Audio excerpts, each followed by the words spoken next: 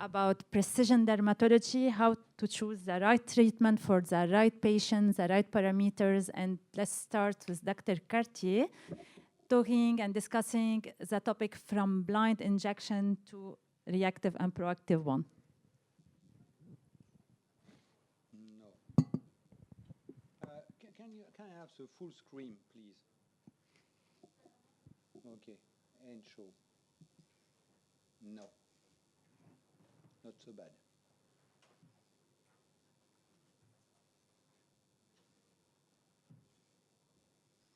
Okay.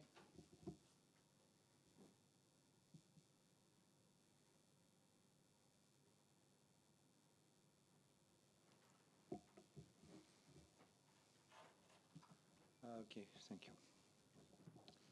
So, thanks to be here. Almost the last session of the last day of this Congress. Happy to see you here, not on the beach or the swimming pool. You are very courageous men and women. You know, it's always the same. We inject fillers, toxin, and we believe, and we work on that now since few years, about how to manage the injection you did every day. So we believe that blind injection has a limit, and I inject since more than 30 years. I'm not so old, but I probably am very lucky, because about the complication, cross my fingers, I never induced today blindness. But it could happen on Monday if I'm tired after this crazy Congress. No, say, I wish, it's my wish. So we believe that ultrasound or ultrasonography is more than just to avoid any complication, but it's probably just also to check anatomy. You know, I'm not anatomist, I'm a poor dermatologist. And really, it's boring anatomy, because a guy is a cadaver, he's died. But my patient is alive, enfin, So to inject with the help of ultrasound could be interesting. You know, it's not a fish in the aquarium, okay? It's a facial branch. And when you look at this picture, you will see, you can estimate and evaluate that this facial branch make a loop in the subdermis. So, you know, when you are a young practitioner, the first area you inject is the nasolabial fold, because everybody say it's easy to inject the nasolabial fold, but it's not your day. And you have a loop. Loop, that means the facial material make a loop and go superficially. And you come with your needle, or maybe your cannula, less than 27, and you introduce inside the facial artery, and for the first time, you inject, and you can induce some compromising your patient. So I know that ultrasonography is always the same color, it's gray, it's not 50 color of gray, but it's some gray, dark, white. And I know that you are lazy and it's boring to use ultrasonography for the first reason that a patient don't understand why you use now ultrasonography, or you inject more than 25 years. So patients say, why now you use ultrasonography? You don't see nothing, or you inject since so many times, and now you use ultrasonography? It's just in case of any problem. Before injection, map anatomy, you can identify vessel, you can detect previous fillers. You know, I see a lot of hybrid fillers, but I don't care about hybrid filler. My problem is my hybrid patient. They receive so many products below the skin, sometimes it's not so easy to check, and you will be very surprising with ultrasonography to find hyaluronic acid, polyacrylamide, PCL, silicon-ale, calcium hydroxyapatite, polylactide, threads, so many things. So my colleague, Leonie Schelke, she is not a mic, it's a probes. She's not a singer. It's a real doctor in Netherlands. And I encourage you to add to the Cutiana House team. It's a partnership of IMCAS. And if you have nothing to do during the night, you can read our book, Facial Ultrasound in Aesthetic Medicine. So just in cases. Because the first time you see this patient, what happened? You say, yes, you have some weakener lips. What do you want to do? The first thing, just to put your probes. And then we will see. You will see this imaging is a snowfall, fine-grained snowfall, snow storm. That means it's silicone, it's pure silicone. And patient was injected by a product, but more than 25 years ago. Maybe outside for your country, because it's forbidden to inject silicone oil since more than 30 years in France. But she's French patient, and she has silicone below. If you inject something in what happen? You can inject inflammation, and you will be in trouble. And don't forget, the last injector is always his problem, not the guy who inject 30 years ago. So could be some problem. We see some filler complication, like too much product hyaluronic acid. It was a good news for this patient because it was not so difficult to dissolve hyaluronic acid. But she was unhappy because we know when you dissolve, after a few days, you will see reappear the tears, and patients say, I prefer before. I say, no, because you have malaparte, you have edema, you look like a guinea pig or droopy, so you have to remove that. And then you can help you to be sure that it's hyaluronic acid. So not so difficult. I will show you something. We are in the nasolabial fold. I introduce my cannula. Does it work? Yes.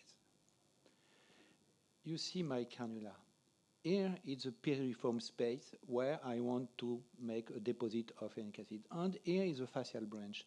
And I follow. I'm so close for the facial branch that when I inject, you have a small pressure on the facial, and the facial branch disappears. That means I am inside or just close. When I remove, my facial branch reappears. That means when you inject in a blind technique, you cannot imagine how you are lucky every day. So be aware. It's not so easy, so difficult to check. You want to go there? Okay, go directly in contact to the bone, in this fatty tissue, to inject clearly, and you don't move. You stay there because you check and you have no trouble. You don't have any vessel, any artery in contact to the bone. But if you are just few millimeters, that means 3 millimeters, you could be in contact with the facial branch. So, about the blind technique, I believe that you understand. About the ultrasound guide injections, it's more difficult. But another reason, we said about aspiration. We know that on reproof from published that sometimes it takes 10 seconds. Imagine you have to aspirate 10 times on your same patient. She asks you, what you are doing? Okay, you check with ultrasound. It's not so difficult. Or sometimes you can inject also DAO. It's so difficult because to have this bad indication, bad result for the DAO, because I inject too low, too close from DLI. And you will see the DLI here, the DAO is that. So you see my needle and inject in the muscle. It takes 30 seconds, no more than you. But now you have intelligence artificial. You can help you. You can add some color to help you to see, to make the difference in life. If you are in a dermis, hypodermis, if you have foreign body. So if you are not very clever, I'm not the best for ultrasonography. I'm just a dermatologist. But now, step by step, when you look at it's always dark and gray. But if we put some color, you can see you are in the hypodermis, you are in the dermis, and you can follow your product, and you can follow your cannula. So I will be that with time, it will be more and more easier. I have a conflict of interest for these probes because it's very, very interesting because you know when you have a probe, 2 eyes, 3 hands, 5 assistants, this probe just at the top of your finger and you can easily work alone and no need to inject with the help of assistant. So you can check immediately, you can use assistant or echo guide injection, you see, and you will see the result with blind or blindness situation, the result at the end is the same. On right with echo guidance, on left no echo guidance, but you check at any time with echography, so you give some insurance to your procedure, and I believe that patient will be happy to that. So you can really inject, and it's so not difficult. And some colleagues say it takes time. It doesn't take time. You don't get any money more. You don't get any money more. But you just avoid to lose money if you have some complication. And you will see we do a lot of clinical trials in my clinic since more than 30 years. And when you use for laboratory, because most of the time laboratory refuse to use ultrasonography, but for you it's very interesting to check before, after, and for the follow-up of your product you injected. And you will be very surprising by the follow-up, and sometimes you will see the product in tab, how is integrate below the skin.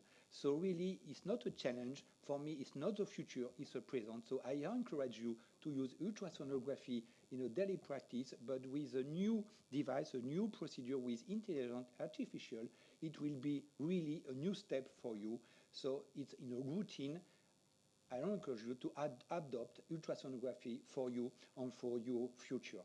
Just to inform you that during the pre-congress, we organized an incredible pre-congress with a cadaver, ultrasound, and fillers injector in live. It was very interesting.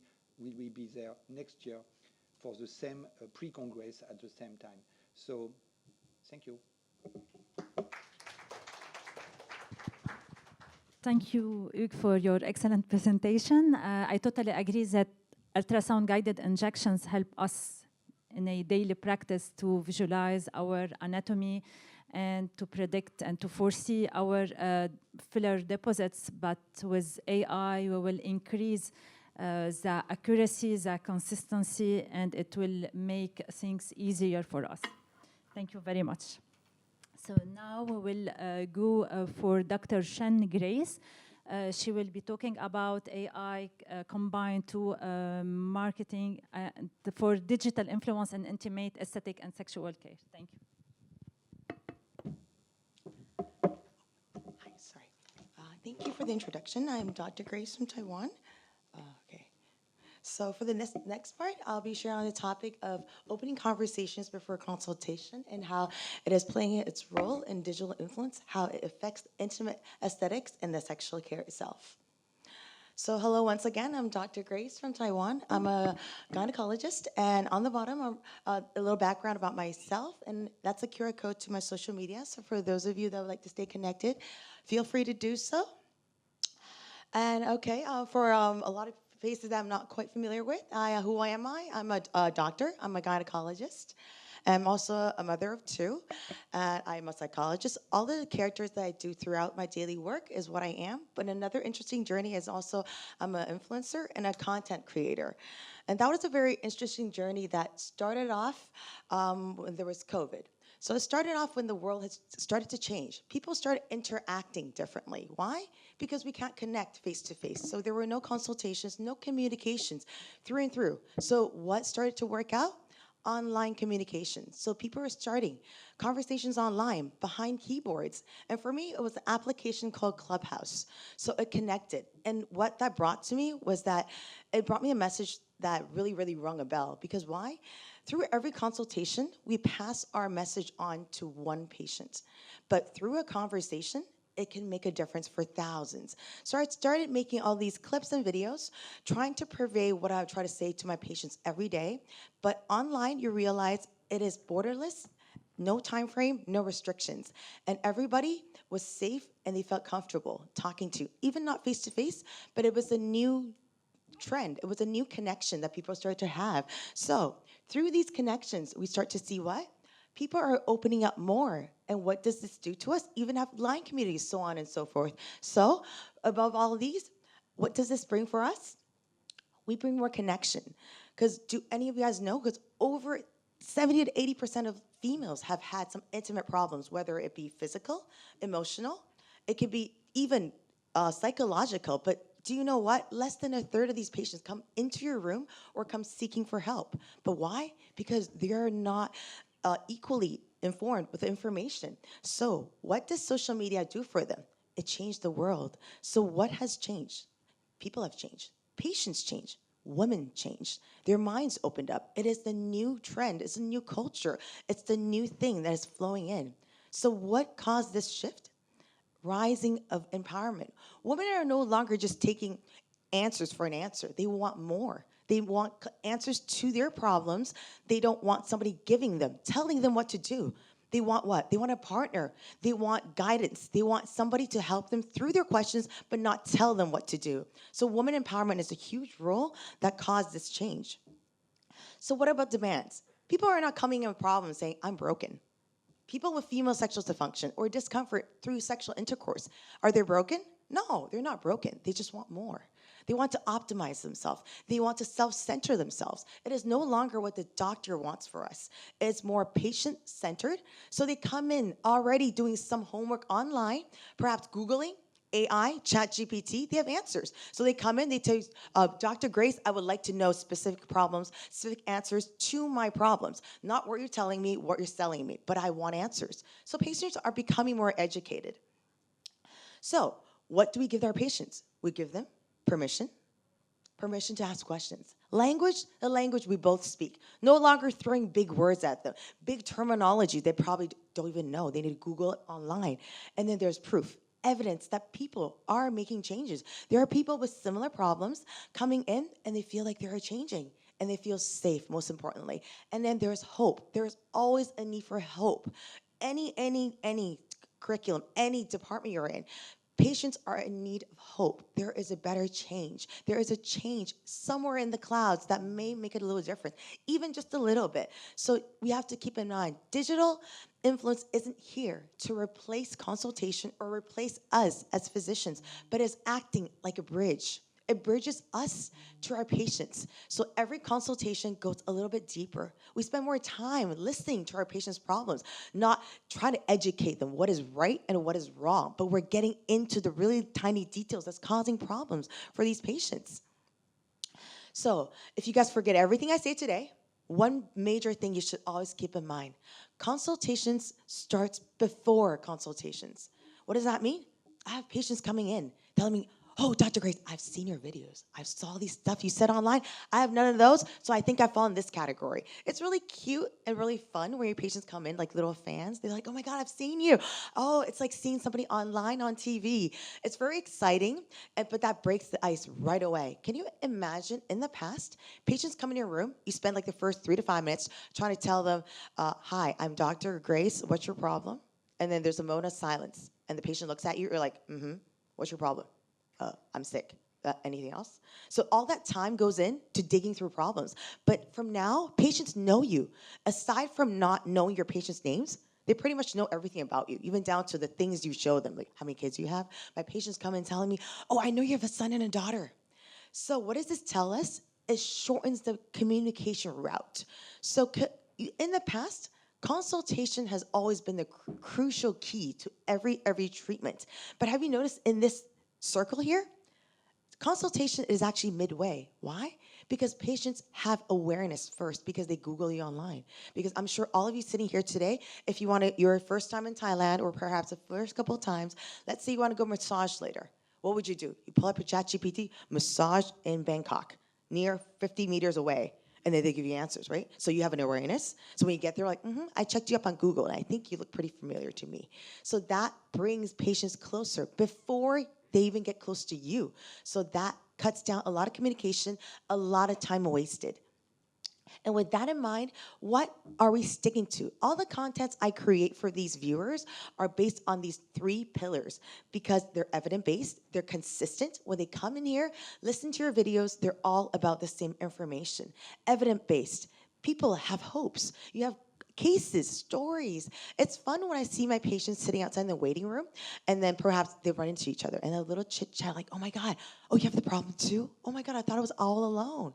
And it is then when you feel like the whole world has similar problems, not only you, the patients will start to open up a lot more. And the empathy, they feel safe in your room. they feel like you're not going to judge me for my problems because I have a little thing that might be minor, but in the past is acceptable, tolerable, manageable for a lot of people. But they're afraid to speak up because everybody is doing the same thing. So what's the difference? I would step into the room and my patients would spend out 10 seconds and they're like, you know what? It's really funny. I feel like I know you already. Yeah, because they do know you. They see you on their pictures every day. So behind the scenes, every single night, there might be somebody scrolling through your page, reading and going through all your little videos. And maybe one day, it is not the first time they stepped in your clinic. I have patients that came in last week. They told me, I followed you for 5 years. And it's fun. I just wanted to come in to see what you look like in person. Are you really like that? Even for that purpose, brings your patients into your room. That is when the real communication and real treatment takes place. A lot of times, the real treatment and real procedure goes in when patients start to talk and doctors start to listen. Okay, so what changes? What changes after this when there is the influence of social media? There's greater openness, not just to the legs, because I am based in intimate health, but not just the opening of the legs, the opening of the conversation. The patients are no longer shy. They feel like, I know you. It's like your neighbor. It's your best friend. You're like, I could literally tell you all the dirty little secrets I have, all the problems. Perhaps they have 3 boyfriends, right? I have a mistress, or, I have another boy next door. It's funny, all the things that have changed after there's the influence of social media, and there's more focused questions. Patients are coming in not with like, I'm sick, but they have specific questions like, I don't feel so comfortable through a process of intercourse. Through when? Midway. Like in the past, they would just come in, I don't feel comfortable. They're like, where? I don't know, somewhere. And you're trying to guess through all these questions and answers they're throwing at you, which gives you nothing. But now they come in, they give you specific answers that you're looking for, and boom, there's alignment right there. So that gives us what? A very good treatment. Not saying in the past it's not good, but it does give us better awarding results. So what does this also reduce on the patient side? Less embarrassment. They don't feel judged and no anxiety. They feel comfortable coming in there and opening up to you. So all of this brings what? Better results for us as physicians and less talking. And even online, some people are shy when they're face-to-face, not just patients, doctors too. Some doctors are shy. They don't like to be confronted to their patients all the time. But when there's just a little video, maybe you feel fine. And all these statistics, I'm not going to go through the numbers, but what do these tell us? All these things we're noticing through social media, digital influence, is the fact that patients are coming back with rewarding results, compatible with your things you're seeing everyday basis. I'm sure all of you slide through your Instagram, your Facebook, your TikToks every day. And what do these algorithms give you? More things you want to see, right? So they give you better results. So if you're scrolling through similar problems, you'll get familiar answers. So there is alignment when patients come in. So better results, better results. So one major thing you want your patients to feel when they step into your room, especially dealing with intimate care, is that you're not alone. It is the one thing that patients feel all the time. There's nobody I can talk to, nobody that can share this experience with. So again, what does this bring up for us? One consultation passes one message to one patient, but one conversation that breaks the barrier for thousands and thousands. And what science is also on our side as well. Why? Because these papers tell us what? It does make a difference. It does make a difference when consulting your patients, especially in the intimate field. I mean, I'm sure either a man or a woman, when you go to your doctor with specific intimate problems, it's a little hard to tell them, I have problems, perhaps feeling good. I can't find my G-spot. My husband isn't hitting me on the right spot. It's definitely not something you open up directly. But through this whole ecosystem, it is not which platform is better for which. I don't do all, but I do a few of these. But why? Because you will find your patient pool. You will find your TA, the people that are wanting for these topics on different platforms, because they will also help you expand these informations throughout different platforms, and different voices will be heard. So digital influence is not to replace us. Remember this. It is to help us and to educate patients before they get into a room to how to consult and face your doctors. Thank you again today. Thank you. Thank you very much. So now it's for Mr. Jan Conadera, coming from Philippines, and he will be talking about all these AI-powered strategies to build online presence.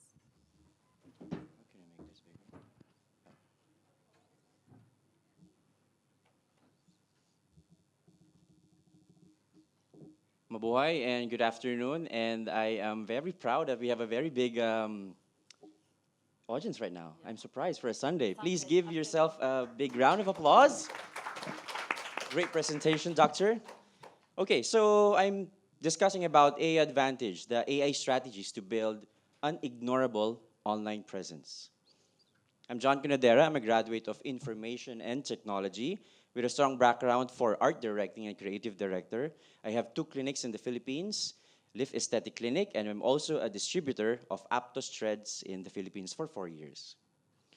So, popular AI searches applications and general purpose AI assistants. I'm very sure that you're familiar with this. So I'm gonna categorize what I use. I use Meta AI for fast references that is found in your messenger. Gemini is Google.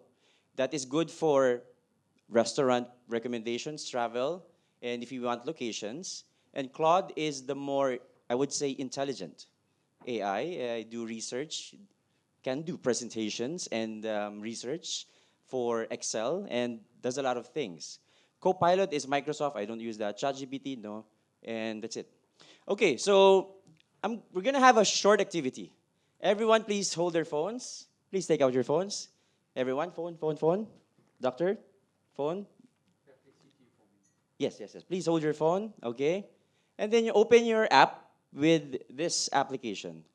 Do you have any Claude, Gemini, Meta? Everyone has Messenger, okay? So when you are in your application, please type in the AI app, who is, and then your name. Okay, I'm gonna give you a few minutes. Doctor, please, if you can type in, go to your, if you don't have any AI, perhaps you can go to Safari and then you go to Google and then go to AI mode. Or if you have Messenger, go to Meta AI and then who is, and then type your name. All right, did it appear? Are you reading it? Impossible. Too long. Oh, wow, your presence is very good, huh? Okay, so everyone has read who are they according to AI? All right. So what are the results? Is it correct? Is it precise? Yes. Are you laughing? Is it credible enough? Mm. Ask him every day. Or is it outdated? Or is it something that you are not expecting or you have more than expectations? So AI is very important, and AI reputation is more important than actually, the new branding right now. Before, we were doing search engine optimizations wherein we Google the doctor's name, the clinic name, and then you just choose whatever searches are there. But right now, it's geo optimization results, generative by AI. So before, only list, but right now, recommendations and accumulated results. So what are the benefits of AI in my clinic that I've observed is I have a lot of inquiry bookings that went to procedures because we're present in AI and we have a very strong AI reputation. Clinic credibility and information, background and credentials of the doctor. So you have 2 categories, okay? You have the category of your clinic AI reputation and your doctor reputation. Okay? So backgrounds and credentials of the doctors are very important. Write-ups about achievements, milestones, and of the clinic, and what the clinic specializes. So I'm going to teach you later how you can influence what's appearing on your AI. So these are the strategies that work in my clinic. You have to, these are advanced, okay? Because I think the basic would be like creating a website and putting all your information there. But did you know that AI doesn't actually prioritize the ones coming from your website? It prioritizes a third party, more credible websites, magazines and editorials that will appear on their AI searches. So write-ups in reputable websites like magazines publications, news that leads to generated credible AI information. Specific write-ups and publications about doctors' achievements, credentials, background, and real-life story. Write-ups about the clinic and its achievements, procedures, innovation that is unique, can only be found in your clinic and the forefront of your service. Number 4 is update your Google Business Suite. It's your business Google profile. It should be updated and it should be have a consistent posting. Create YouTube interviews, not coming from YouTube, but collaborate with news, lifestyle YouTube pages, and TV. So if they read, the AI reads from YouTube and then it gathers information from a reliable, let's say, source of a TV, and it will appear in AI. So what are the AI standards and behaviors? So ChatGPT and Google Gemini, Claude leans toward editorial sources. What are these? Credible editorial sources like magazines, lifestyle, newspapers online, anything that is credible and long-term, built already. Google Gemini reads YouTube, business profiles, and Facebook. So I'm going back to the thing that I mentioned earlier. AI third-party websites mentions and outweigh your own site. So it doesn't read directly. The model is trying to corroborate a claim and an independent source wherein the same thing reads as more trustworthy than saying it about yourself. So meaning it reads a third party, and that one, it generates a AI reputation. So my last slide will be, reputation is what people say about you when you are not in the room. But AI reputation is what the room says about you before you even invited. And this presentation is AI assisted by Claude and Gemini. And I thank you. Thank you very much. So now it's for our last speaker, Dr. Prakash Acharya. He will be discussing the use of AI to improve patient education and support practice growth. Thank you.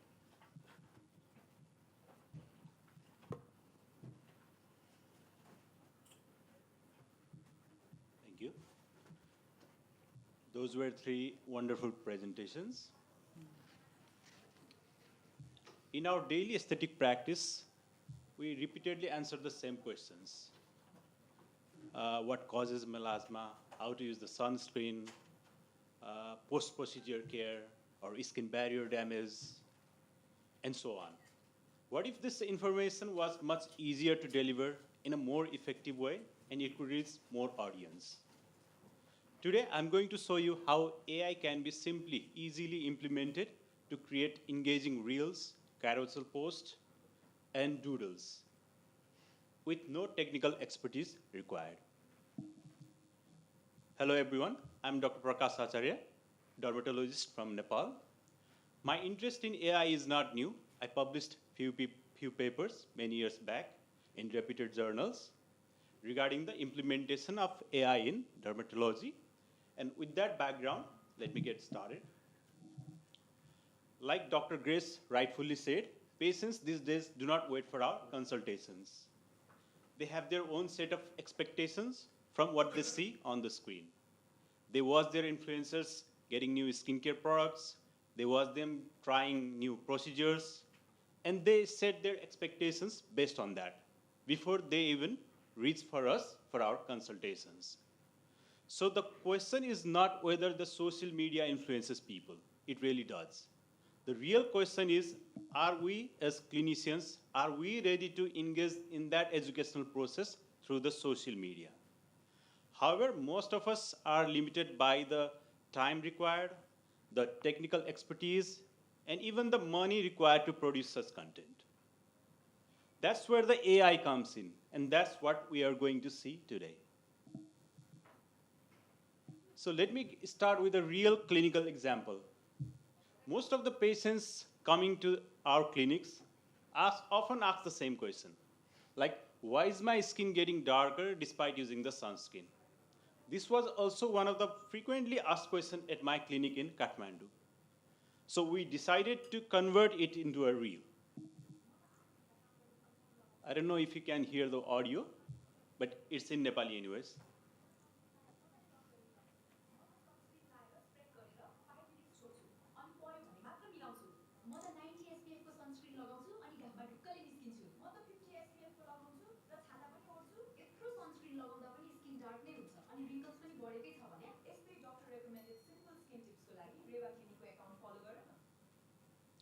As you can see, this is a conversational video between two friends where one friend is educating the other one regarding the proper uses of sunscreen. This reel got around 500,000 views over Instagram and TikTok combined from our clinic's account, which means it was able to educate that many people regarding the proper sunscreen uses. Although this is in Nepali, I think you get the general idea. So let me show you stepwise how it was done. Step one always starts with the patient question, the ones that are most frequently asked. Like, why is my skin getting darker? Why is my melasma getting worse despite using the treatments? Or I just did a chemical peel or laser. How do I take care of my skin now? So this question becomes the basis for the script. And we put it in script like the patient asks the question, like, I use sunscreen daily, but still my skin is getting darker. Then the doctor starts answering those questions, and during which he or she educates the patient. No complex writing process, just a simple conversation that usually goes on in our clinic. And this step can be easily done by the clinician themselves, or the clinic staffs, or even the AI. The role of clinician in this step is to look for the scientific accuracies. Then the step two is visualization, the first step being character generation. For the example we said earlier, like why is the skin getting darker despite using the sunscreen, we create two characters, one of doctor and one of patient in the clinical setting. Or similar to the video I showed you, we can show two characters, person one and person two. And I have noticed that animated characters are much more effective than the real looking characters. And this step can also be easily done by AI image generating tools with just a few lines of prompt. Now step three. In this step, we use the script and the characters we generated in earlier steps to create the conversation and convert it into a video. So animated conversational video like this are much more effective than the storytelling kind of videos.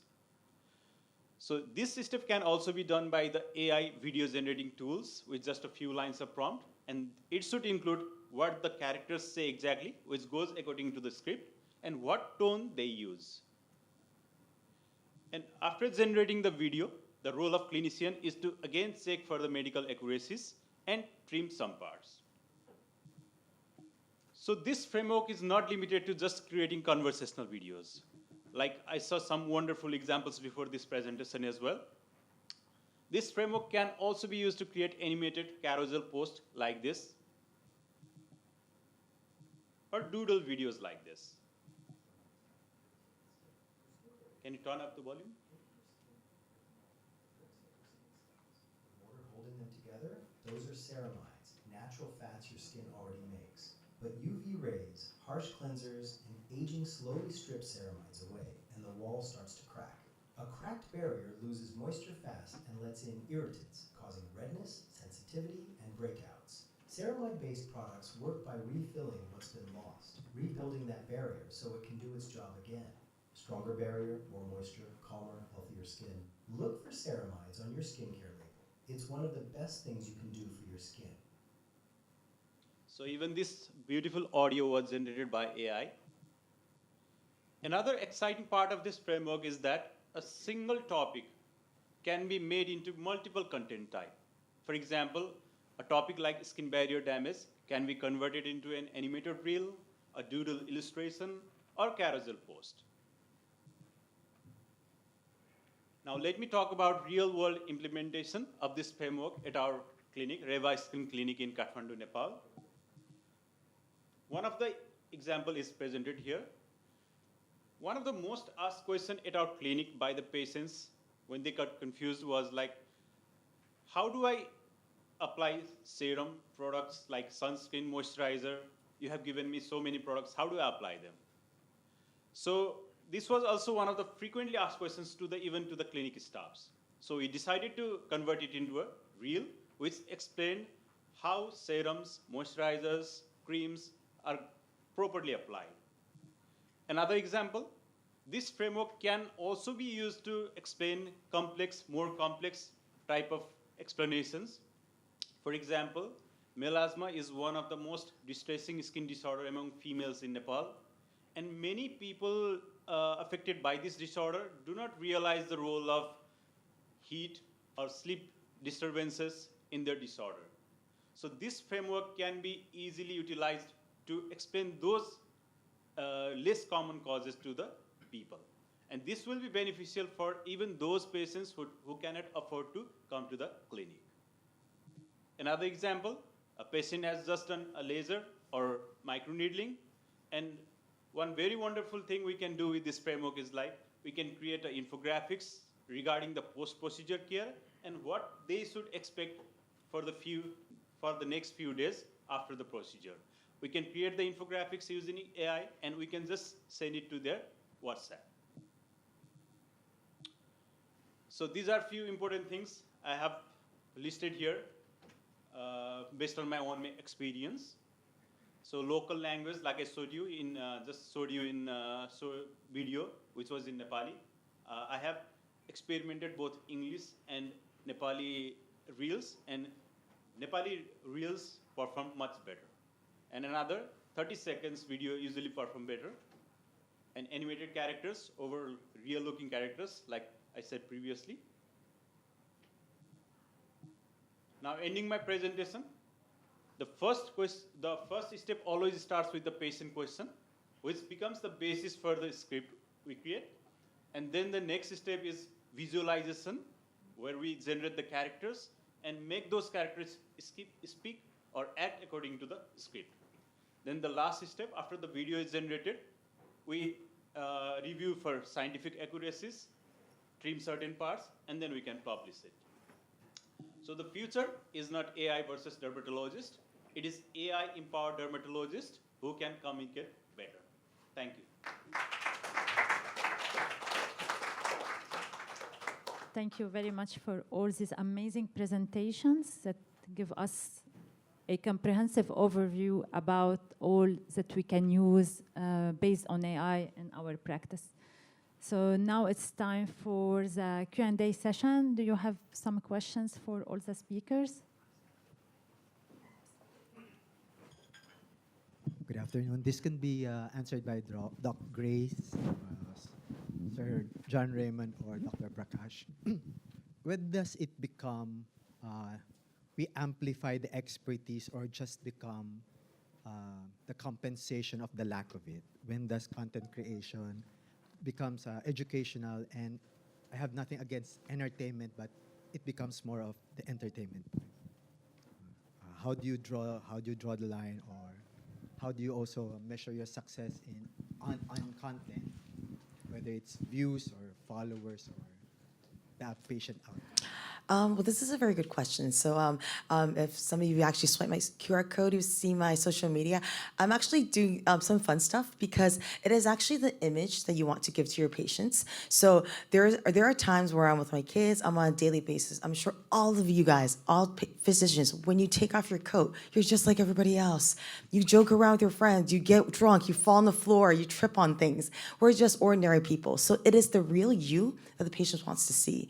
It is the connection, because in the past, I'm not sure if there's a cultural difference, but doctors and patients, they have this really far, like no matter how close you get, there's always this huge gap. So that bridging is really important because that brings the gap a lot closer. It makes you feel like, oh, you're a normal person, you're more human. Because it almost seems like you're way up there, you were giving me treatment protocols, but you're not ordinary people, I see you next door. But through social media, you can have this image that you want to give. So when you're fun, But when you want to give information about medical stuff, your professionalism, that is when I would actually put on my coat, sit in my office, and conduct what I want to tell them directly. So I think it's along the fine lines, but if you actually know your TA, you know what they like, you can actually, what I do is I throw on my reels, I'd ask my patients, like, what do you want to know?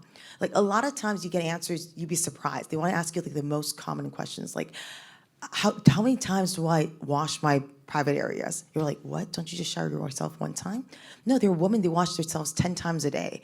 But it's the common questions that ordinary people think that everybody should know, and those are the icebreakers. So it's the common thing. So I think it's hard at first, but I'm sure once you start to dive in, you'll be able to figure out a way with your TA, patients, and the connection you would have with your followers.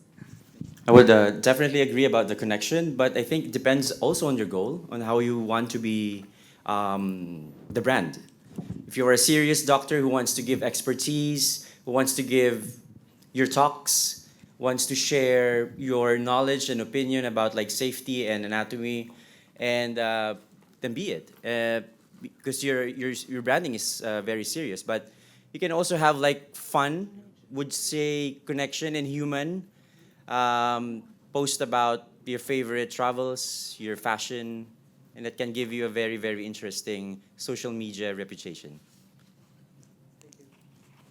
Thank you.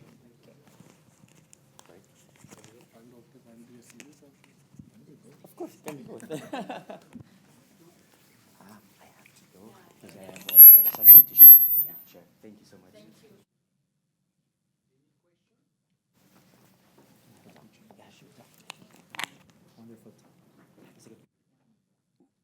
Who have a community manager, who have a specific staff to develop that. In Nepal, you have how many persons work for you? You do that during the night, on Sunday morning, or you ask Perplexity or ChatGPT to organize all your schedule and create? Not yet.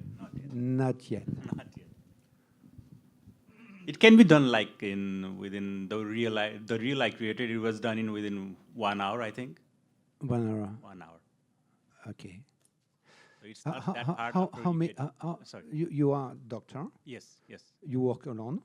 Yes. Yes. I have a clinic with 2 branches in Kathmandu. Okay. How many patients you have? You give some consultation per year.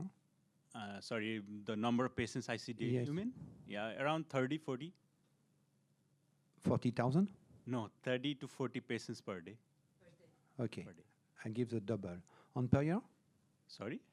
On per year? Per year? Per year, I have No idea. no idea. Go. If you give 40, Yeah. why not? How many per day? You give some consultation?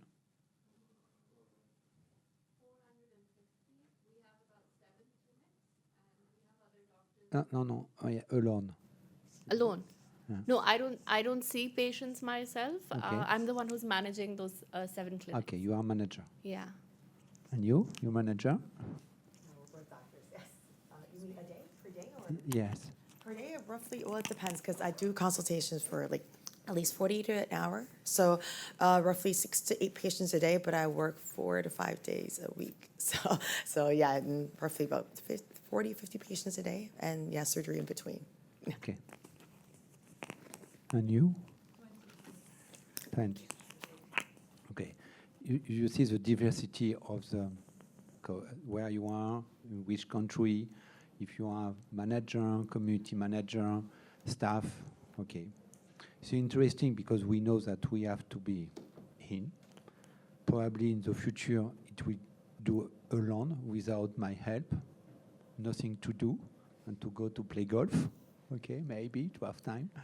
It's interesting for the future. It's a little scary, because I'm not sure that it would be interesting to have the proportion of the age of the patient. Because you say give some consultation, but probably most of your people, 80%, are less than 40 years old. Because I believe that some patients who are more than 80 are not connected to you. So you forget a lot of population in your explanation. Yes or no? No? What about the old, like me? You forget it, me? Or you have a specific chatbot for old person? No? You don't care about young or old? So I think AI is meant to aid the existing systems. We don't cut off our telephone lines and just rely on AI. So it goes both hand in hand. It's supposed to aid you, make the task easy, or make it more scalable. Interesting. We want to talk to all people like this when we come to AI. Something to add?